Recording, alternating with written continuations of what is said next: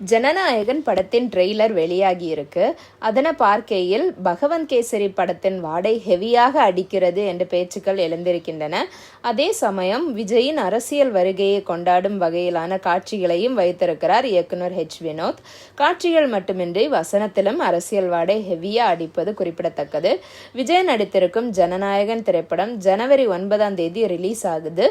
போட்டிக்கு சிவகார்த்திகேயன் நடிப்பில் வர பராசக்தி வெளியானாலும் கண்டிப்பாக தளபதி படம் பந்தயம் அடிக்கும் என்ற நம்பிக்கையோடு காத்திருக்கிறார்கள் ரசிகர்கள்.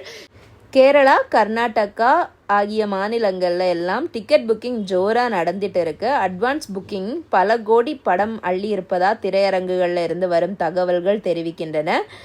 அந்த மாநிலங்களில் காலை 6 மணிக்கு முதல் காட்சி தொடங்கும் என்று அறிவிக்கப்பட்டிருக்கிறது. தமிழ்நாட்டை பொறுத்தவரை காலை 9 மணி காட்சி தான் அரசு அனுமதி தரும் என்று தெரிகிறது. மேலும் நாளை முதல் படத்துக்கான டிக்கெட் புக்கிங் தொடங்கும் எனவும் தகவல்கள் தெரிவிக்கப்படுகின்றன. விஜயின் அரசியல் வருகை ஜனநாயகன் ரிலீஸில் எந்த மாதிரியான தாக்கத்தை ஏற்படுத்த போகிறது என்பதை பொறுத்திருந்துதான் பார்க்க வேண்டும். படத்துடைய ஆடியோ வெளியீட்டு விழா மலேசியா தலைநகர் கோலாலம்பூரில் கடந்த டிசம்பர் 27 பிரம்மாண்டமாக நடைபெற்றது.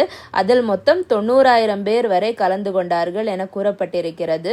சூழல் இப்படி இருக்க படத்தின் ட்ரெய்லர் இன்று வெளியாகும் என்று தயாரிப்பு நிறுவனமான KVN அறிவித்திருந்தது. எனவே மாலை 6:45 மணியை வழிமேல் விழிவைத்து பார்த்திருந்தார்கள் தளபதியின் ரசிகர்கள். 2 நிமிடங்கள் 52 வினாடிகள் ஓடும் ட்ரெய்லரில் ஏகப்பட்ட கூஸ்பம்ஸ் காட்சிகள் இருக்கின்றன. விஜயின் ஸ்கிரீன் பிரசன்ஸ் வழக்கம்போல் பட்டாசாக இருக்க அனிருத்தின் பின்னணி இசையும் பட்டையை கிளப்புகின்றன. நிச்சயம் படம் மெகா ஹிட் தான் என்று விண்ணளவு நம்பிக்கையை வைக்க ஆரம்பித்திருக்கிறார்கள். அதே சமயம் ட்ரெய்லரை பார்க்கையில் படத்தின் பகவந்த் கேசரி வாடை ஹெவியாக அடிக்கும் என்பது உறுதியாகிறது.